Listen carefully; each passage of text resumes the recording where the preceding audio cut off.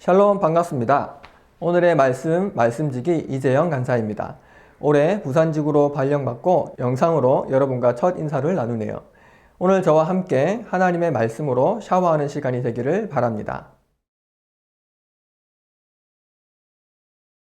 우리는 계속해서 사도행전 2장 오순절 성령 강림 사건을 묵상하고 있습니다. 사도행전 2장은 크게 네 부분으로 나눌 수 있습니다. 첫 번째는 급하고 강한 바람 같은 소리와 함께 성령이 임하고 성령 충만을 받은 사람들이 각자 다른 언어로 말하기 시작했던 성령 강림 사건입니다. 두 번째는 이 놀라운 모습을 본 사람들의 반응입니다. 방언을 하는 제자들의 모습을 보고 어떤 사람들은 술에 취했다고 조롱했습니다. 그때 베드로가 했던 설교가 세 번째 부분입니다. 그리고 네 번째는 베드로의 오순절 설교를 들었던 사람들의 반응입니다. 오늘 함께 묵상할 본문은 세 번째 부분인 오순절 설교의 후반부입니다.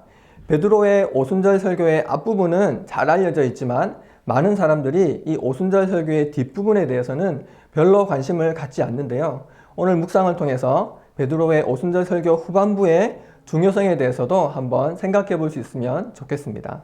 본문에서 베드로는 시편 16편과 110편 말씀을 인용하고 있습니다. 베드로는 시편 16편이 다윗이 성령 충만하여 예수님의 부활을 미리 예언한 것이라고 선언합니다.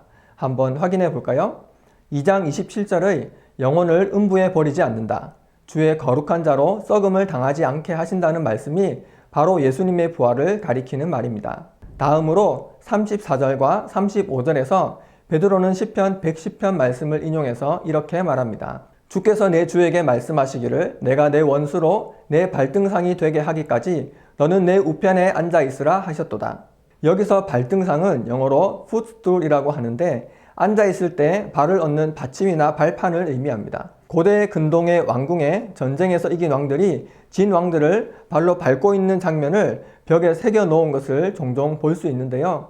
그림에서 보는 것처럼 과거에는 이렇게 발로 밟는 것이 승리의 상징처럼 여겨졌습니다. 그러므로 원수가 너의 발등상이 된다라는 말은 전쟁의 승리를 의미합니다.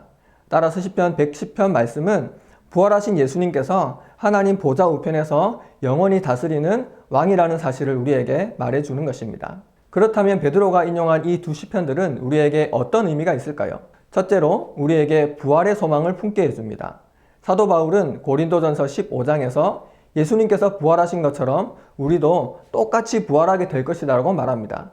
즉 예수님의 부활은 모든 믿는 자에게 이 땅에서의 삶이 전부가 아니라 주님과 함께 사는 영원한 삶이 나에게도 약속되어 있구나라는 소망을 갖게 하는 것입니다.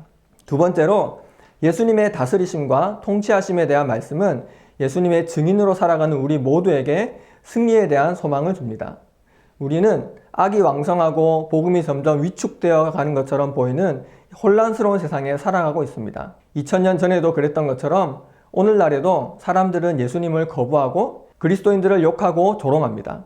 이때 우리는 하나님 보좌 우편에서 만물을 다스리시는 그리스도를 바라보는 믿음의 눈을 가지고 승리에 대한 소망을 가져야 하며 믿음의 눈으로 승리하신 그리스도를 바라볼 때 세상을 이길 수 있는 소망이 우리 안에 생기는 것입니다.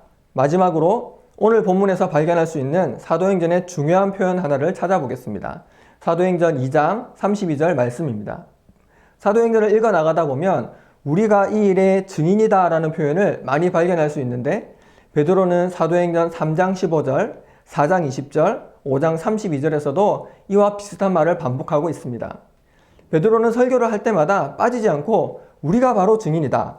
우리가 예수님의 죽으심과 부활을 직접 귀로 듣고 눈으로 목격한 증인이라는 사실을 강조하고 있습니다. 사도행전 7장의 스데반도 마찬가지입니다. 성령이 충만하여 스데반은 다음과 같이 외쳤습니다.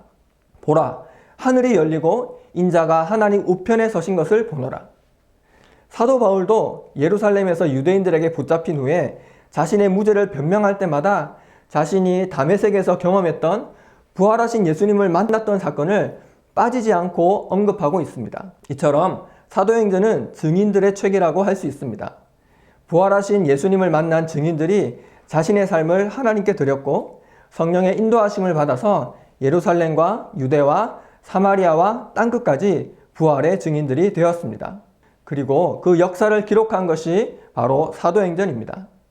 마찬가지로 우리도 부활의 증인으로 성령의 인도하심을 따라 우리의 삶을 하나님께 드린다면 사도행전과 같은 놀라운 역사들이 우리 삶 속에도 일어날 것입니다. 증인의 삶, 부활과 승리에 대한 소망이 사랑하는 우리 부산주구 모든 순장님들의 마음에 가득 넘치기를 바랍니다.